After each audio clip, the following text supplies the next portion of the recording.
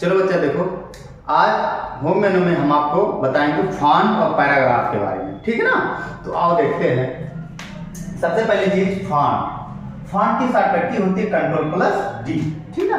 अब फॉन्ट का काम क्या होता है देखते हैं। आप लोग जब माइक्रोसॉफ्ट वर्ड खोलते हैं बच्चा, तो जहां से भाषा बदली जाती है, जहां से लेटर को बोल्ड किया जाता है, ठीक ना, लेटर नीचे कोई लाइनिंग खींचनी हो, लेटर को किसी भी कलर में लिखना हो, ठीक ना, लेटर का बैकग्राउंड वगैरह देना हो, लेटर पर कोई भी शैडो वगैरह लगानी हो, तो ये सारे के सारे ऑप्शंस जहां पर शो होते हैं उसी को फॉन्ट के नाम से जाना जाता है, ठीक ना।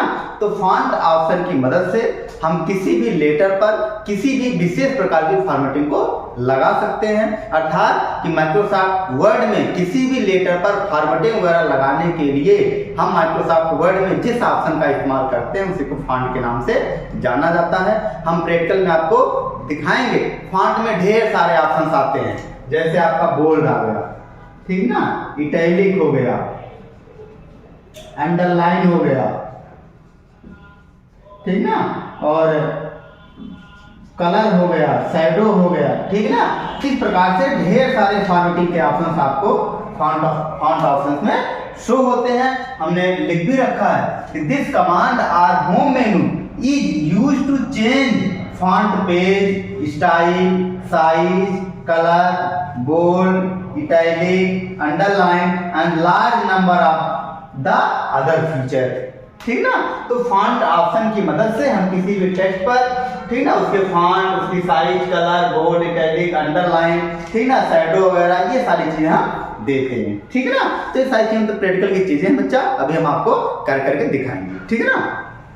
नेक्स्ट आता है बच्चा आपका क्या, पैराग्राफ।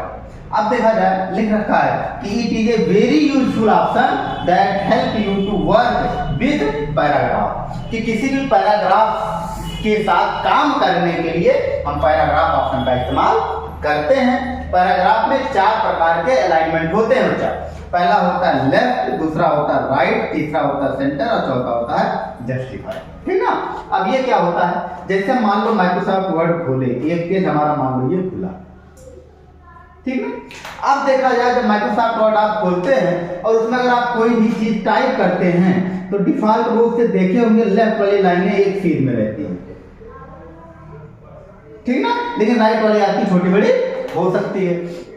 कहने का मतलब कि किसी भी पैराग्राफ का जो लेफ्ट अलाइनमेंट होता है वो डिफॉल्ट रूप से लेफ्ट रहता ही है, और उसकी शॉर्टकट क्या होती है, Ctrl+L होती है, ठीक ना। अगर हम सोचे कि पैराग्राफ की ये राइट वाली लाइन एक सीधी हो, लेफ्ट वाली छोटी बड़ी हो, तो उसके लिए हम जो है पैराग्राफ में राइट अलाइनमेंट का इस्तेमाल करते हैं। शॉर्टकट की होती है Ctrl+R। हम पहले पैराग्राफ को कर लेंगे सिलेक्ट, उसके बाद जैसे Ctrl+R हम दबाएंगे तैसे ये राइट वाली लाइन एक सीध में आपकी हो जाएंगे, जो है लेफ्ट वाली छोटी बड़ी रहेगी आपकी, ठीक ना। और अगला होता है सेंटर।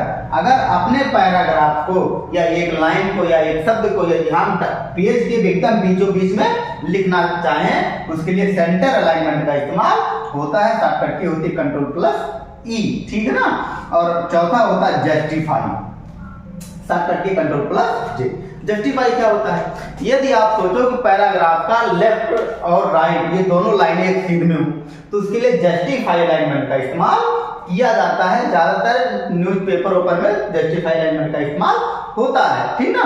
और वास्तव में अगर हम अपने पैराग्राफ को जस्टिफाई में लिखते हैं तो थोड़ा सा देखने में और अच्छा लगता है, ठीक ना। तो किसी भी पैराग्राफ के साथ काम करने के लिए 4 प्रकार के अलाइनमेंट होते हैं, लेफ्ट, राइट, सेंटर और जस्टिफाई, ठीक ना।